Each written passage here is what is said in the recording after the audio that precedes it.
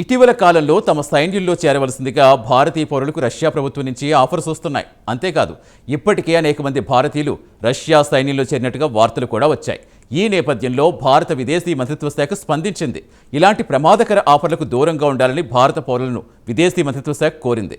Russia సైన్యంలో చేరవద్దంటూ ప్రజలను కేంద్రం అప్రమత్తం చేస్తుంది.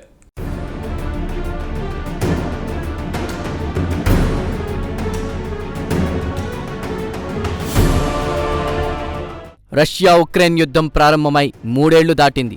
రష్యా యుద్ధానికి ఎండ్ కార్డ్ వేయించాలని అమెరికా అధ్యక్షుడు డొనాల్డ్ ట్రంప్ ఇప్పటికే అనేకసార్లు తీవ్ర ప్రయత్నాలు చేశారు. ఇందుకు సంబంధించి అనేక వేదికలపై ఆయన శాంతి చర్చలు కూడా జరిపారు. కొన్ని రోజుల క్రిందట అలస్కా వేదికగా ఇందుకు సంబంధించి చర్చలు కూడా జరిగాయి. అయితే ఇవేవీ ఫలించలేదు. ఓవైపు శాంతి చర్చలు, మరోవైపు దాడులు. ఇది రష్యా ఉక్రెయిన్ యుద్ధం తీరు.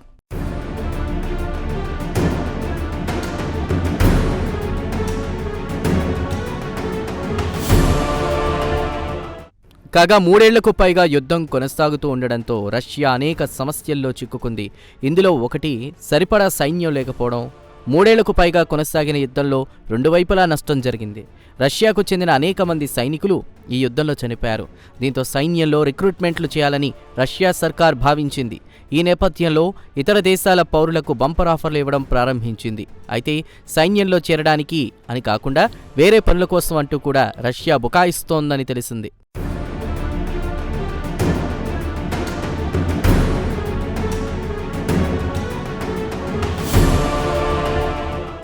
ఈ నేపథ్యంలో రష్యా సైన్యంలో ఇప్పటికే అనేక మంది భారతీయ పౌరులు చేరినట్లు వార్తలు అందాయి. కథ అక్కడితో ఆగలేదు.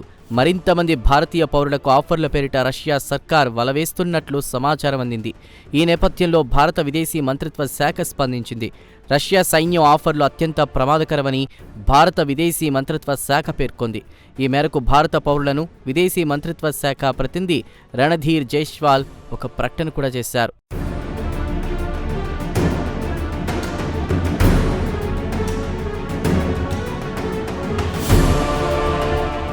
రష్యా సైన్యంలో చేరి పనిచేయడం వల్ల అనేక ప్రమాదాలకు స్వాగతం పలికినట్లవుతుందని మన దేశ పౌరులను విదేశీ మంత్రిత్వ శాఖ ప్రతినిధి రణధీర్ జైస్వాల్ హెచ్చరించారు. ఇందుకు సంబంధించి ఇప్పటికే తాము అనేకసార్లు హెచ్చరించామని కూడా ఆయన పేర్కొన్నారు. ఇటువంటి బంపర్ ఆఫర్లకు భారత పౌరులు దూరంగా ఉండాలని ఆయన కోరారు. ఆఫర్లకు ఆశపడి రష్యా సైన్యంలో చేరవద్దని ఈ సందర్భంగా మన దేశ ప్రజలను రణధీర్ జైస్వాల్ కోరారు. అంతేకాదు ఇప్పటికే రష్యా సైన్యంలో చేరిన భారతీయులను వెనక్కి పంపాలని పుతిన్ సర్కార్లోని ఉన్నతాధికారులతో తాము సంప్రదింపులు జరుపుతున్నామని రణధీర్ జైస్వాల్ పేర్కొన్నారు. అంతేకాదు బాధిత కుటుంబాలను కూడా సంప్రదిస్తున్నట్లు ఆయన వెల్లడించారు.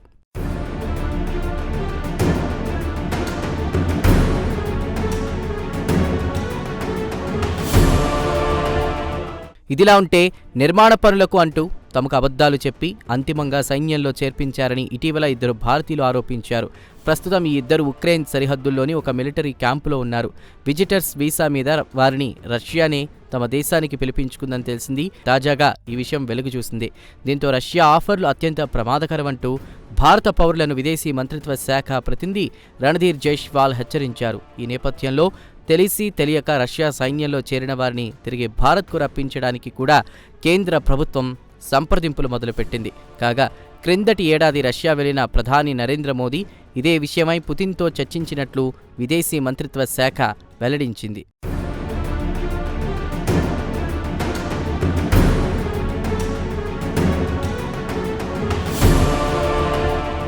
కాగా రష్యాకు సాయం చేయడానికి కొంతకాలం క్రిందట తమ సైనికులను భారీ సంఖ్యలో అక్కడకు పంపించారు ఉత్తర కొరియా అధినేత కిమ్.